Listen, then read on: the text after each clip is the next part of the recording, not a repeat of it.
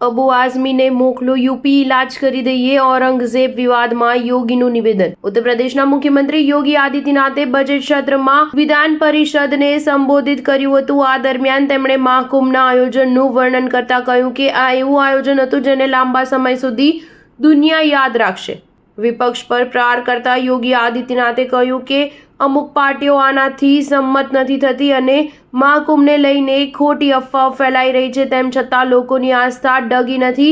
દેશ વિદેશથી આવનારા લોકોએ મહાકુંભના ખુલ્લા દિલથી વખાણ કર્યા છે। મુખ્યમંત્રી યોગીએ કહ્યું કે 45 દિવસના આયોજનમાં મહાકુંભની દુનિયાભરમાં પ્રશંસા થઈ રહી છે। આ મહાકુંભમાં એક પણ લૂંટની ઘટના નથી બની, કોઈ અપહરણ નથી થયું।